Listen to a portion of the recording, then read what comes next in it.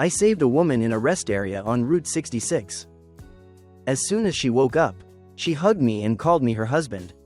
Initially, I thought she was a troubled girl, so I took her in out of compassion. After some time living together, I couldn't help but fall for this beautiful, sweet woman. Just as I decided to marry her, she disappeared. When we met again, she had become a wealthy young lady, forced me into a car, and forcefully said, "You are my man, don't even think about going anywhere." On the way home from work, a woman suddenly collapsed in front of me. She pulled my pant leg, begging me to save her. The woman woke up, stared at me for a long time, and suddenly her eyes lit up. Rushed into me, hugging me and calling me her husband. "Beautiful, you have the wrong person." My body stiffened, I didn't know where to put my hands. The woman in my arms gently touched my chest muscles, showing a look of satisfaction. Her red lips curled slightly, her eyes were alluring, and she whispered into my ear while hugging my neck. "No mistake, you are my husband now." Although she was beautiful, her figure was great, and she was the type of beautiful woman I liked. We had only known each other for less than an hour. Wasn't calling me husband a bit too soon? "Beautiful, let go first." I pulled her hands that were wrapped around my neck. I had just spent all day moving bricks at the construction site in Pittsburgh. My body was full of sweat. Yet she didn't mind. She let go of me, sat back down on the sofa, and looked around my small rented house. The small house on the rooftop in Brooklyn. The space was very small, but enough for one person. The room was messy, clothes were thrown on the sofa, beer bottles were scattered on the coffee table, and the blanket on the bed hadn't been folded. The woman looked around, frowning with a look of distaste. "Your life is so sloppy." I scratched my head awkwardly. "When living alone, you don't need to be too particular."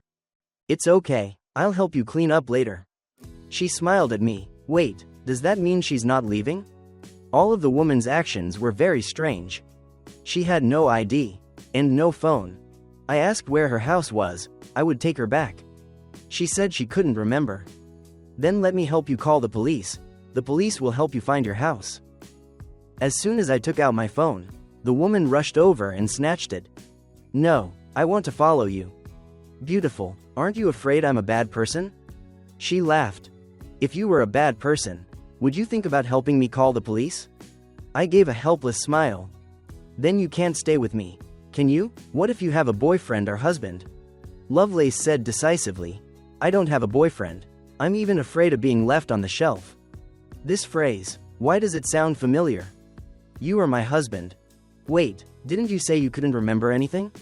I looked at her suspiciously. She walked over, hugged my waist, her alluring eyes curved, and she whispered, "My mind doesn't remember, but my body does."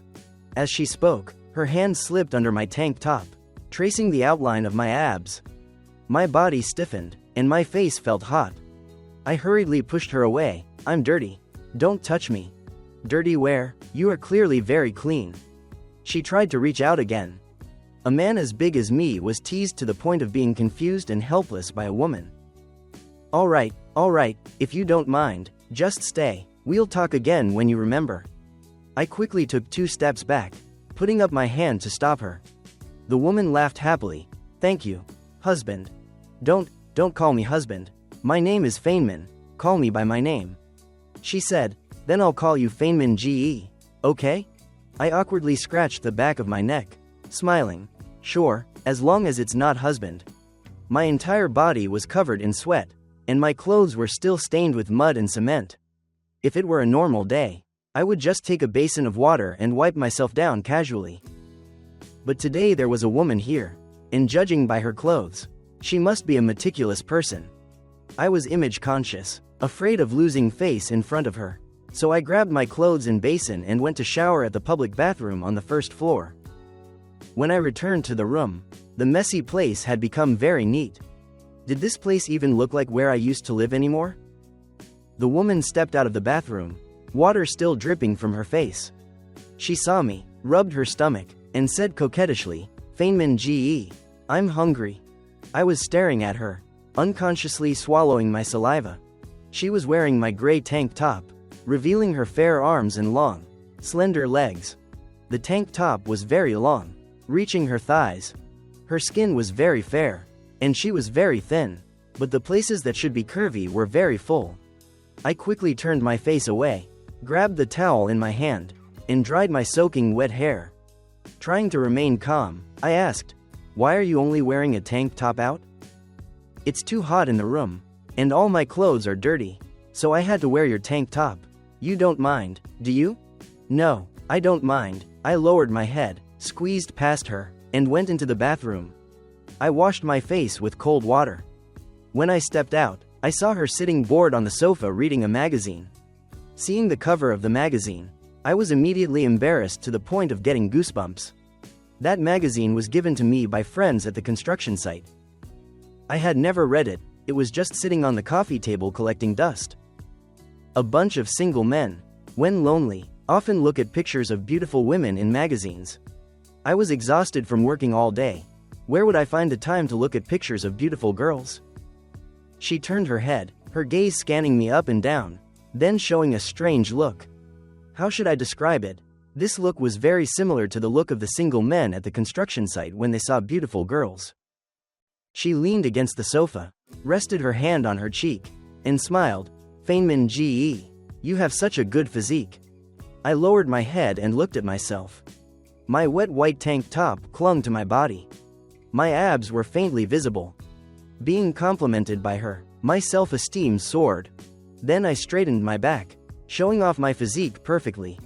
She slightly parted her lips, staring at me from top to bottom, the corner of her mouth curling up higher and higher.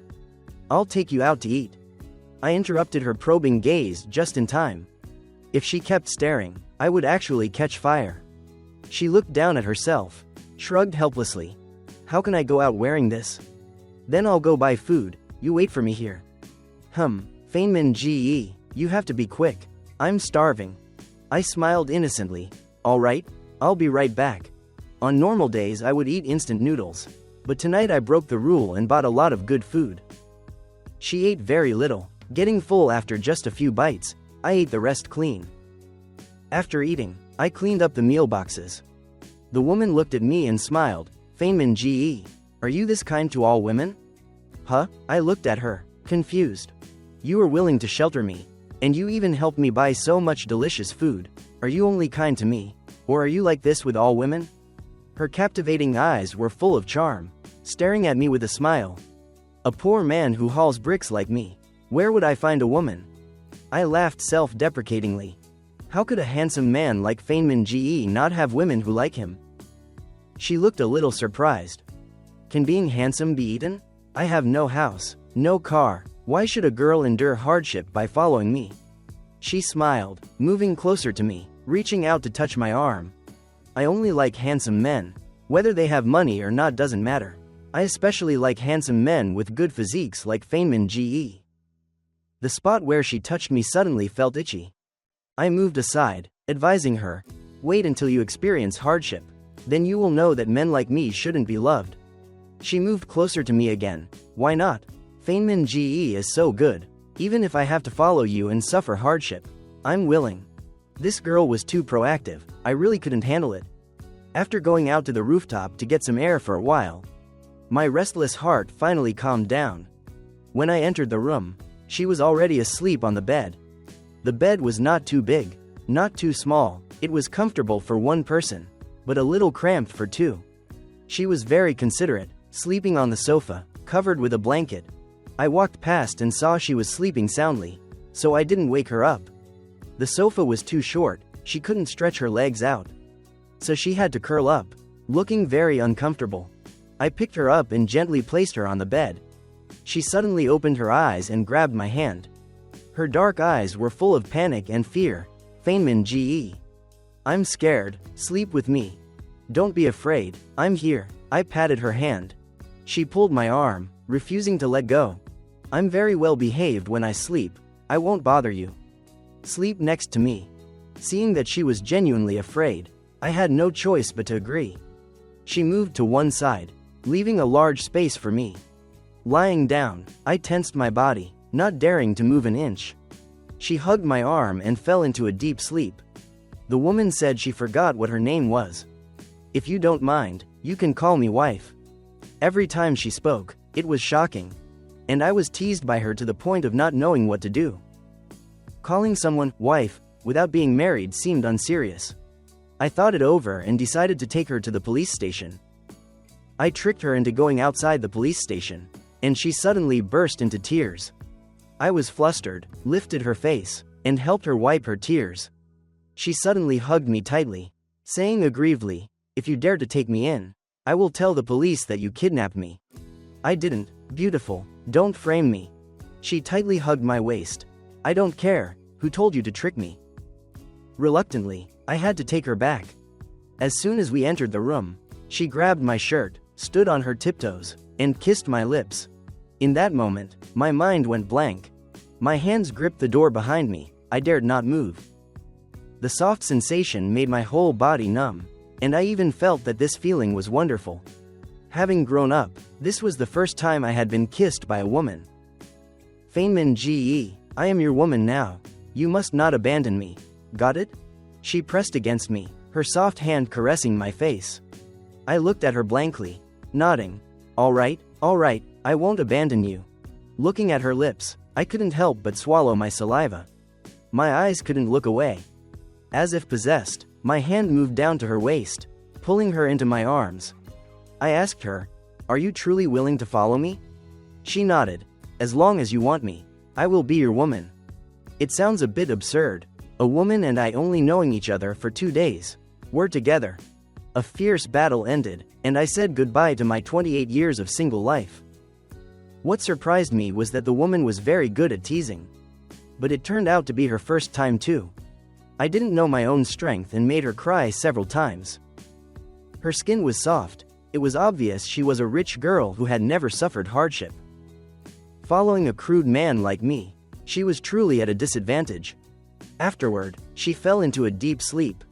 I went to buy some ointment to apply for her. She woke up with a start, her face flushed with embarrassment. "Feynman Ge, aren't you going to work today?" I hugged her, not wanting to leave. "Not today. I'm taking you to buy some clothes to change and wash." In the afternoon, I went shopping with her. I touched my not-so-thick wallet, feeling a bit ashamed. I thought she would choose good quality, expensive clothes. Unexpectedly, she led me to a street stall to choose a few outfits. "Sweetheart, let's buy some better quality clothes. Look, your skin is so soft. Wearing these clothes won't be comfortable." She hooked her arm around mine, smiling gently. "If you can wear them, why can't I? I'm a man, that doesn't count. You work so hard. If I spend lavishly on clothes, you won't be able to support me." I smiled awkwardly. "Why not? Supporting you is still manageable." She finished choosing clothes and told me to pay. The total was only over 200 yuan. I wanted to take her to a restaurant for a big meal. She refused, pulling me to the market to buy groceries. What surprised me was that she was very good at budgeting. She haggled skillfully. Even the vegetable vendor said I married a clever wife. I awkwardly rubbed my head. "We're not married yet." She hugged my arm and smiled. "As long as Feynman Ge proposes, I will marry." "Really?" I looked at her in surprise. She nodded. "I'm already with you. Are you planning to wipe your mouth clean and not acknowledge me?" No, I just feel like I'm dreaming." I grabbed her hand, not wanting to let go. Back home, she borrowed an induction cooker and a pot from the landlord downstairs. In just a moment, she cooked a meal for me. Her cooking skills were excellent. Simple dishes were made in various styles. While eating, she put a whole plate of meat into my bowl. "Eat more. Working at the construction site takes a lot of energy." I couldn't bear to eat it, pushing it back to her. "You eat it. I'm a man. I have plenty of strength." She held her chopsticks, picked up a piece of meat, and fed it to my mouth, saying coquettishly, "Feynman Ge, please eat it." I smiled, opening my mouth to bite the meat. It was delicious. It turned out that having a woman in the house was such a happy thing. She was very capable. She knew how to do everything. She wasn't afraid of hardship. She stayed in my small house for half a month without a single word of complaint. When I was working at the construction site, she came to bring me lunch. My colleagues gathered around to tease me, their eyes constantly glancing at her. Although she wore a coarse cloth shirt, she was beautiful and decent. Standing among the crowd, she stood out remarkably. Go, go, go, what are you staring at? I angrily chased them away. I ran over and hugged her tightly, shielding her from the gaze of my colleagues. I led her to rest under the shelter. I wanted to pour her a cup of water, but I couldn't find a disposable cup. She saw my water bottle on the table and picked it up, drinking directly from it. Feynman GE, I don't mind. She tightly screwed the cap back on the bottle, smiling at me. Seeing the drop of water on her chin, my throat unconsciously swallowed. I leaned down and kissed that water drop away. After gently pulling away, I looked at her affectionately. It's so sweet. Her face flushed red, and she shyly pushed me away. Eat your lunch. I ate, and she fanned me with a fan. Being cared for by someone else was truly wonderful. After finishing the meal, she wanted to leave. As we walked past the construction area, a wooden plank from upstairs suddenly fell down. In the moment of crisis, I hugged her close, using my large body to shield her. The heavy wooden plank hit my back, almost causing me to collapse. She cried out, fearfully bursting into tears. Feynman GE, are you okay? I held her shoulders, smiled at her, and comforted her. Don't be afraid. I'm fine. The site supervisor took me to the hospital for a checkup. There was nothing serious, just some swelling on the skin. She stood outside the ward, head bowed, shedding tears. Seeing her cry, my heart ached. I held her close, saying with pain in my voice, silly girl, don't cry, I'm fine. She hugged me tightly, crying loudly in my arms. Feynman GE, I'm sorry, it's all my fault. Don't say that. For you, even if you told me to die, I'd be willing. She pulled away from my embrace, covering my mouth with her hand. You are not allowed to say things like that again. I grabbed her hand and placed it on my chest. Okay. I won't say it again.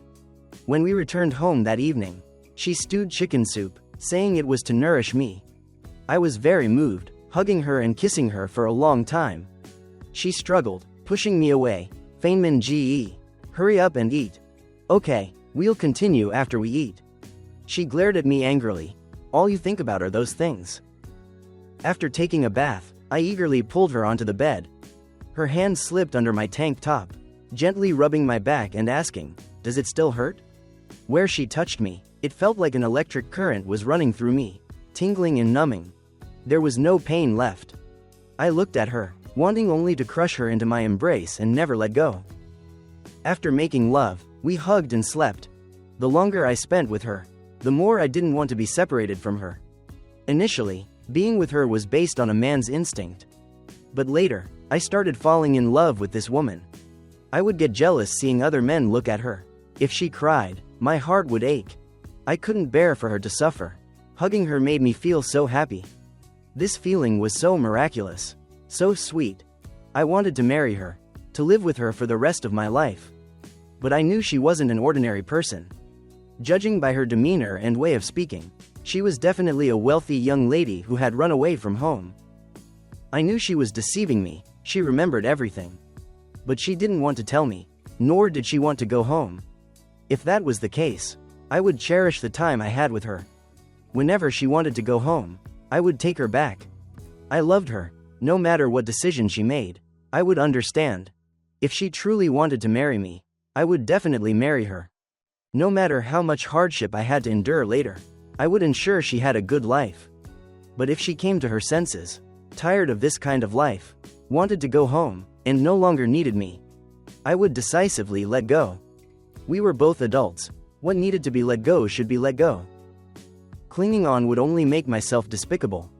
I thought she would at most stay with me for 1 or 2 months. But unexpectedly, she stayed with me for half a year, without resentment or regret. Half a year passed, and I still didn't even know her name. The people at the construction site said I was a toad wanting to eat swan meat. They told me not to harbor too much hope, and that she would leave me when she came to her senses. The longer the time passed, the more scared I became. I was afraid she would truly leave. Decisively letting go was just a word I spoke. But if she really left, I couldn't imagine how I would live. I had become accustomed to her existence. Accustomed to her kiss greeting me every time I got off work. Accustomed to hugging her to sleep every night. She couldn't let me get used to her existence and then abandon me. I couldn't bear to leave her. I loved her. Every day before entering the house, I had to take a deep breath, mentally preparing for her not being there. This state lasted for a week. Fortunately, every time I opened the door, she was there. Feynman Ge, you're back, she greeted me as usual. Carrying mud and the smell of sweat, I eagerly hugged her. I pressed her against the door and kissed her. This kiss was very intense, frightening her. She pushed me away, cautiously asking, Feynman Ge, what's wrong? I calmed down, my voice trembling. I love you. Her tears welled up. Saying nothing, we looked at each other. A long silence. Feynman Ge, I love you too. This time it was her turn to become frantic. We clung to each other for a long time. The food on the table grew cold, but we didn't notice. After making love, her stomach rumbled. I kissed her forehead apologetically. I'm sorry. I made you hungry. I got up to reheat the food. She slept on the bed. By the time we finished eating, it was 4 a.m. I couldn't sleep. I wanted to smoke a cigarette. She didn't like me smoking, saying it was bad for my health, so I had quit. But now I truly wanted to smoke one. Looking at her sleeping soundly, I suddenly had the urge to hide her away. In the morning, she woke up early to prepare breakfast for me. When sending me off at the door, she smiled very gently, waving at me, Feynman Ge, be careful. All right, wait for me to return. She smiled, not answering. The whole day, I was restless. I kept thinking she had left. At noon, I waited for a long time. She didn't come to bring me lunch. Even until work started in the afternoon, I still didn't see her. While working, I lost focus, fell down, and injured my leg. My sister came from our hometown to visit me. She said the room was cleaned very well, but no one was there. I smiled in disappointment. She had truly left. My mother also came to the city. Mom said the money I had sent home over the years was enough. We had built a 2-story house back home, and life was better. Mom's only regret was that I hadn't married yet. You're almost 30, if you don't get married, you'll be old. Your father and I are waiting to hold grandchildren. I covered myself with the blanket, not wanting to talk about it. After being discharged from the hospital, I returned to the rented house. She didn't leave anything behind, not even a farewell note. Life back home had improved, and my mother wouldn't let me stay in the city anymore. She insisted on dragging me back to the countryside for a blind date. In the village, they introduced me to a girl, 5 years younger than me. She was waiting at home. Mom told me to go back and meet her. Mom praised that girl to the heavens, said the whole family was very satisfied. If I approved, they would finalize the marriage. I asked my mother for 1 month. If she didn't come back after 1 month, I would return home. Without her, I finally knew what a day feels like a year meant. Every day I walked the main streets of the city, hoping to run into her. But I searched every alley, yet still didn't see her. My mother and sister stayed in the rented house. I stayed at the construction site. I didn't want to go back. Whenever I went back, I would hear them talking about how good the girl in the village was. In my heart, no one could compare to her. On New Year's Eve, my colleagues all went out to celebrate. I bought a case of beer and sat alone on the rooftop of the construction building, drinking to drown my sorrows. The city night was very noisy, but I felt incredibly lonely. I really missed her. I desperately wished that when the New Year's Eve bell rang, it would start snowing. I lay on the rooftop like a stray dog, covering my face and crying. If my father saw me like this, he would surely break my legs and scold me for lacking ambition. What's so shameful about missing your woman? I just loved her, and I just missed her. But I didn't even know her name. I waited for a month, but she still didn't come. On the 30th of the Lunar New Year, I took the train home with my mother and sister. On the second day of the Lunar New Year, Mom told me to bring gifts to apologize to the girl from the blind date. She had come to my house to meet me, but I hadn't been home, making her wait for 2 days. She lived in the neighboring village, not far away, a 30-minute motorcycle ride. I brought gifts to her house. When she saw me, she shyly lowered her head. The girl looked very kind and quiet, completely different from her. My name is Hypatia, The girl smiled and told me. I smiled and nodded. All right, my name is Feynman. She folded her hands timidly, occasionally looking up at me. Hypatia was a good girl, younger than me, and still studying. She worked as a nurse at the county hospital. I didn't want to mislead such a good girl, so I told her straight that I already had someone in my heart. She was very curious about the story between her and me. I told her about how we met and fell in love. After listening, she sighed disappointedly, feeling sorry for me. I said, "You will suffer if you follow me." She looked at me resolutely. "Mr. Feynman, you are a very good man. I've decided, I will marry you." I looked at her awkwardly. "Hypatia, I already have someone in my heart. I was even with her. Don't you mind?" She shook her head. "I don't mind. Hearing your story with her, I'm even more certain that you are a man who values feelings. Following you won't mean I suffer a loss." Hypatia's attitude was unexpected. Looking at her resolute eyes, I felt very uncomfortable inside. When I returned home, Mom asked how the conversation went. I sighed, only saying one sentence, "She is a good girl." This sentence was misunderstood by my mother. Mom thought I approved of Hypatia, so she went ahead to propose marriage. By the time I knew it, the two families had set the wedding date. The news of Hypatia and I getting engaged was known throughout both villages. If I called off the engagement, Hypatia would be laughed at. At this point, I had to comply. I was already 29 years old, and my parents were also getting old. They were waiting to enjoy their old age. I couldn't be so selfish, making them wait for my love. On the day of the engagement, I told Hypatia I would treat her well. Time is the best medicine for all wounds. As long as I was with Hypatia, I believed I could forget her. Hypatia was the only child in her family. Her mother suffered from a leg illness and couldn't walk. In my free time, I went to her house to help with chores.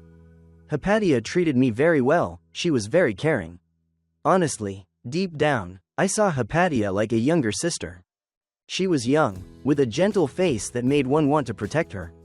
I knew clearly that I didn't have romantic feelings for her. The feeling of being with her was completely different from being with that woman. Coming back from the field, she prepared hot water for me to bathe. Stepping out after showering, her face turned red when she saw me. I stood in front of the mirror wiping my hair. She suddenly hugged me from behind. "Mr. Feynman, let's be together." She meant being together in a romantic sense. But I couldn't. I truly didn't have any feelings for her. I lifted her face up and looked at her for a long time. But I still couldn't bring myself to kiss her. She closed her eyes, tilting her face up. I let go of her, put on my cotton jacket, and hurried away. The wedding day was approaching, and I grew more and more anxious. If I got married, I had to treat Hypatia well for the rest of my life. I couldn't think about that other woman anymore. Lately, I kept having nightmares, dreaming that she returned. But next to me was Hypatia. She saw me and was disappointed, crying and running away. No matter how fast I chased, I couldn't catch up. Waking up with a start from the nightmare, I was covered in cold sweat. Squatting in the yard, smoking a cigarette, I made a decision. I would call off the wedding. The next morning, I drove my motorcycle to find Hypatia. But I saw her house crowded with people. Hypatia's crying could be heard. My heart tightened, and I quickly ran in to see. Her mother had fallen from the bed and was seriously injured. Hypatia saw me and rushed into my arms, crying. She cried very miserably. I comforted her. The words, "Call off the wedding," could not be spoken. My mother said our house had many rooms, and she wanted to bring Hypatia and her parents to live with us. Hypatia disagreed, saying it was inconvenient to live together before marriage. My mother felt sorry for her, so she wanted her to move into our home quickly. She pushed the wedding date even earlier. Before the marriage, I went back to the city one last time. The rented house was still there, covered in dust inside. No one had been there. I waited there for 1 day and 1 night. This was the last time. "If you don't come back, I will get married." Dawn arrived, and my heart was completely deadened. On the wedding day, I had made up my mind. I would live well with Hypatia from now on. I wouldn't think about anything else. However, on the way to the neighboring village to pick up Hypatia, my wedding car was blocked. Many black cars were parked at the intersection, blocking my way. I got out of the car to see. As a result, a line of people in black suits and sunglasses stepped out of the cars and detained me. No matter how strong I was, I couldn't fight so many people. They tied me up and shoved me into the car. The car drove out of the village and straight onto the highway. I don't know how long passed before I opened my eyes. I was in a large hotel room again. A presidential suite. I had only seen one on TV. The ropes on my body had been untied. No one was in the room. I quickly got out of bed, planning to run away. Opening the door, someone suddenly appeared before my eyes, making me stop. Seeing her, I was even speechless. She was wearing a black women's suit and black high heels. Her lips were bright red, and her sharp eyes looked at me. "Where are you going?" She pushed me in, closed the door, and pinned me against the wall. She used her mouth to cut off my words. The kiss was passionate and urgent. It was the excitement and joy after a long separation. All my doubts and rationality were left behind. I reached out and wrapped my arms around her waist, taking the initiative. Not a single word was spoken. From the hallway to the bed, clothes were scattered everywhere. Afterward, she still didn't say anything. She went into the bathroom to wash up by herself, leaving me lying there, feeling aggrieved. She stepped out of the bathroom and walked to the bedside. She picked up my suit jacket, removed the flower on it. She gave a cold, mocking laugh. "You are my man, don't even think about going anywhere. I don't even know your name. Based on what do I have to listen to you?" I looked at her angrily. "Based on the fact that you like me." She looked at me with a hint of smugness. I waited for her for so long, and she didn't show up. But she stole me away exactly on my wedding day. As a man, I felt my self-esteem deeply trampled upon. Although I loved her, the deeper the love, the deeper the hatred. What right did she have to take advantage of my love and treat me like this? Coming when called, leaving when commanded. What did she take me, Feynman, for? I put on my clothes, coldly glanced at her. I turned and walked toward the door. She sat elegantly on the sofa, holding a glass of red wine, and told me, "You can't leave." I didn't believe it. As a result, as soon as I stepped out the door, I was seized by 4 bodyguards. "What exactly do you want?" I roared at her. Her eyes left my face, settling on my suit. Her gaze suddenly darkened. "Feynman, do you really want to get married?" I said coldly, "Yes." She stood up and walked right up to me. She touched my cheap suit, smiling. Looking up at me, her eye sockets were filled with tears. Seeing her cry, my heart ached. I desperately wanted to hug her and comfort her. But I couldn't. If I showed her sympathy, I would be completely looked down upon by her. I wanted her to know that I, Feynman, was not someone she could casually toy with. When I was in the hospital, she left without a word of farewell. She didn't leave anything, not even wanting to tell me her name. What did she take me for? If you truly loved me, would you conceal your identity from me? Isn't the prerequisite for love sincerity? I pushed her away, saying words that weren't true. "We are finished. If you still have any regard for our past feelings, please give me this last bit of dignity. Let me go back and get married." She wiped her tears, the corners of her lips curling up. She grabbed my tie, stood on her tiptoes, and whispered in my ear, smiling softly, "Marry me. I will give you dignity. The dignity of being the husband of the CEO of Lu Group. How much dignity is that?" I stood stunned in place. CEO of Lu Group? Her? What did you say? I looked at her in astonishment. She hugged my neck, her eyes full of charm. She told me, "Didn't you want to know who I am? I'll tell you. My name is Hopper, Lu Rian, the CEO of Lu Group. And you're working for me." The large building at the construction site was the property of Lu Group. It turned out I was working for her, and she was my boss. I felt humiliated again.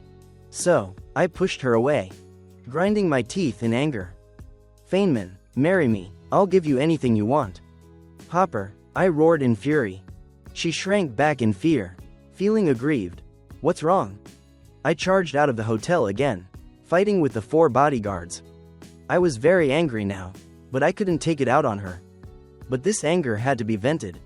She rushed out, telling the 4 bodyguards, "Don't hit him, After venting my anger, I was still invited back into the hotel. No matter how cold I was to her, she refused to let me go.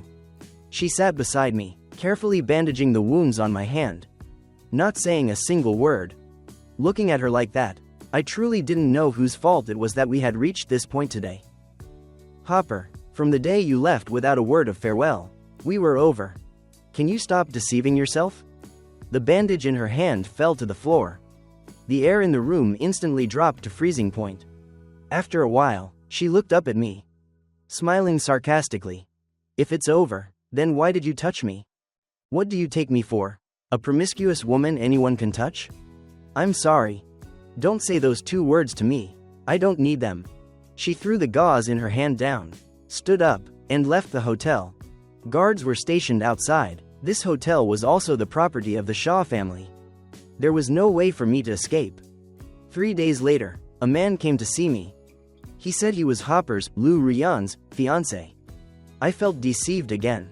She had a fiancé, yet she came and clung to me, making me the third party who intervened in someone else's marriage, having to endure the torment of conscience.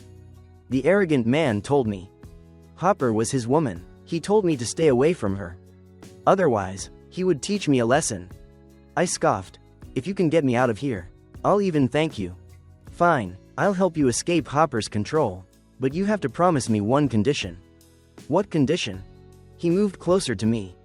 He deliberately stood on his toes, just to be half an inch taller than me. He said sinisterly, never meet Hopper again for the rest of your life. This man made me feel very dangerous. He looked noble, but his words constantly revealed his rogue demeanor. Hopper didn't like the smell of smoke, but this man smelled strongly of cigarettes. How could such a man be her fiancé? The man took me away from the hotel at night. The car drove out of the city and onto the highway. Looking at the route, it seemed to be heading toward my home. When Hopper took me to the hotel, I hadn't brought any communication devices.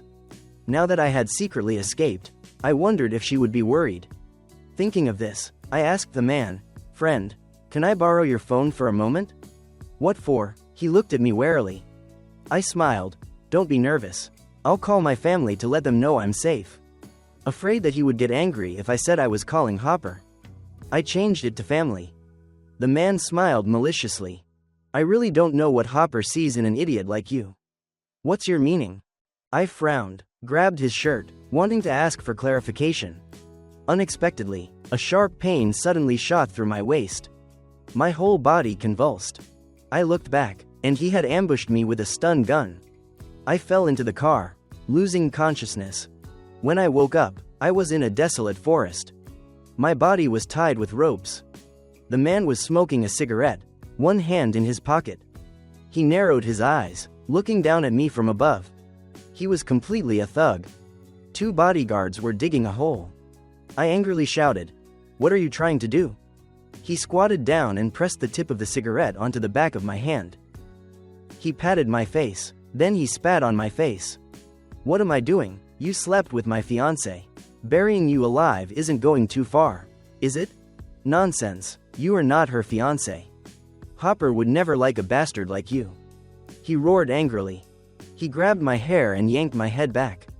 "She doesn't like me? Could she possibly like a penniless guy like you? I'm telling you, you're just one of her men. Don't think too highly of yourself. She'll toss you aside when she gets tired of you. You'll find out then. In fact, you're not even as good as her dog." I burst into hearty laughter. The more he said these words, the more it proved he didn't understand Hopper. She didn't have any other men. From beginning to end, there was only me. "What are you laughing at?" He looked at me gloomily. I assessed him, showing a look of contempt, provoking him. "I'm laughing at how pathetic you are. Hopper, she doesn't like you at all. I'm telling you the truth. Hopper is someone who values looks. A guy who is unattractive.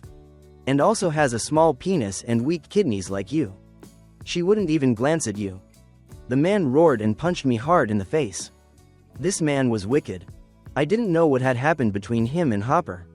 But now I was very worried about Hopper. Did she know this person was a bad guy? Would he go and hurt her? Thinking of this, I tried desperately to struggle. But the rope remained unmoving. When the hole was finished, The man intended to bury me alive. I was thrown into the pit. He and the 2 bodyguards held shovels, pouring dirt onto me. In the moment death approached, my mind was filled entirely with Hopper. I was wrong to her. She came to find me, but I was so cold to her. Her sudden appearance and her leaving without a word must have had a reason. But I hadn't wanted to hear her explanation. I heard her. Hopper, I'm sorry, I'm truly sorry. I closed my eyes. No more struggling or shouting. Quietly waiting for death to arrive. When the dirt reached my chest, a police siren suddenly sounded.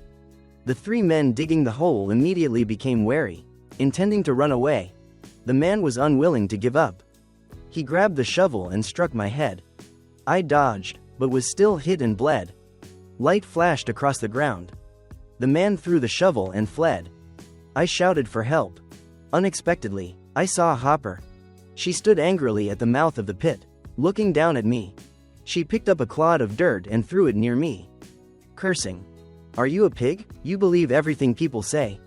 If I hadn't installed a tracker on the congratulatory car, you'd be dead by now. While cursing, she was crying. My lower half was buried, unable to move. Seeing her cry so desperately, my heart twisted too. I'm sorry, Hopper, I'm sorry.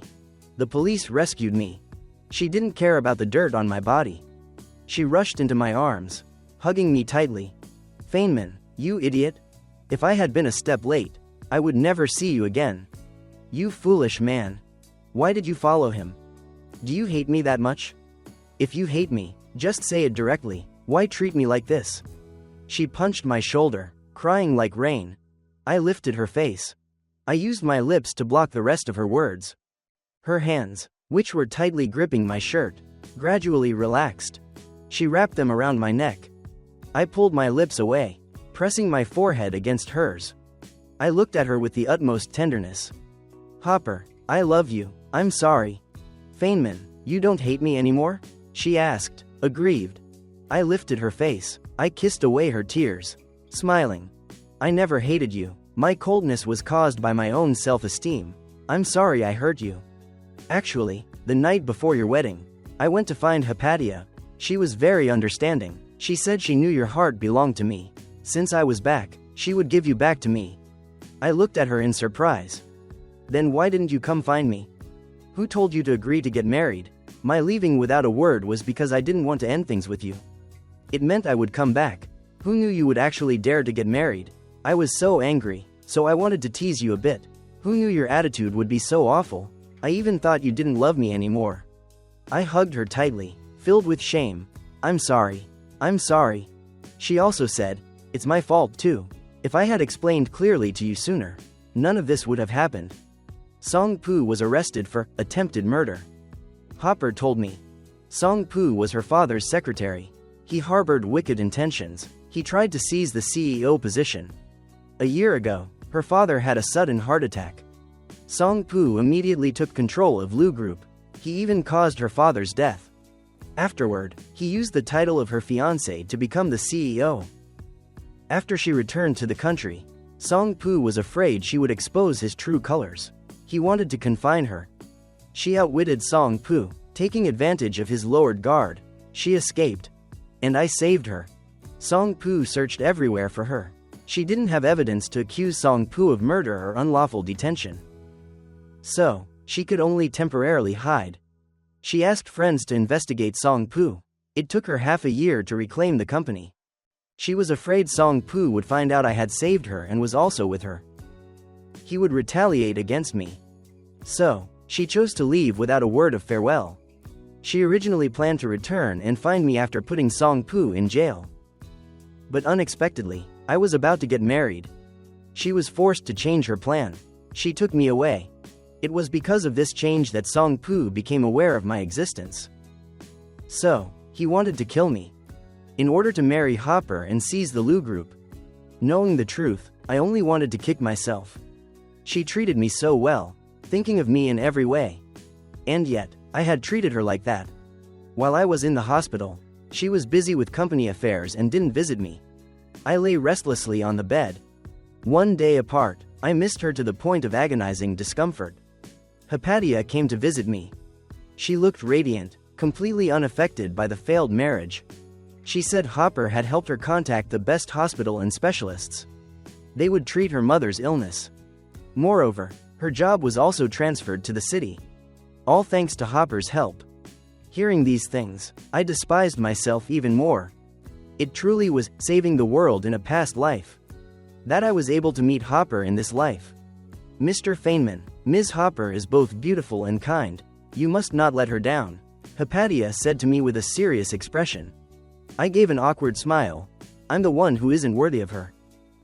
After being discharged from the hospital, I moved back to the rented house. Hopper still didn't come to find me. I missed her so much I was going crazy. So, I went to the company to look for her. When I arrived at the company, I couldn't see her. Instead, I was assigned a job. CEO Lu's intention is for you to be her driver. This was my fault. It was only right that she ignored me. Hopper walked out of the company. I waved at her.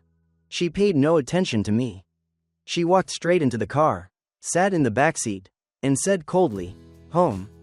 "Which home?" She glared at me. "My home." "Yes, CEO Lu." When we arrived at her house, she dismissed me. She told me to pick her up on time tomorrow. This life continued for a week. I couldn't endure her coldness anymore. On the way to the company, I turned the car around, straight toward the rented house.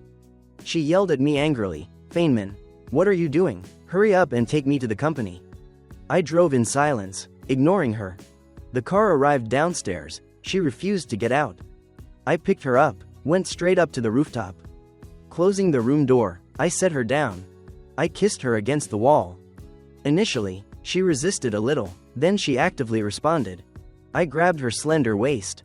I asked in a deep voice, "Are you still angry?" "It's good that you know." She arrogantly turned her face away. I pinched her chin, forcing her to look at me. Her eyes gradually softened. Her eyes also slowly turned red. "Hopper, I'm sorry, can you forgive me?" I grabbed her hands. I kissed the back of her hands. She laughed shyly and awkwardly. She nodded. "I forgive you." I joyfully hugged her. Slowly, I moved closer to her lips. She closed her eyes, clutching my clothes tightly. Different from the scorching kisses before, this time I explored carefully, slowly savoring her sweetness. A tingling sensation in my heart, a feeling that made one deeply immersed, unable to pull away. We kissed without separation. From morning until noon, we didn't part. After she finished handling her company work, I proposed to her. The ring was one I made myself. Inside, our names were engraved.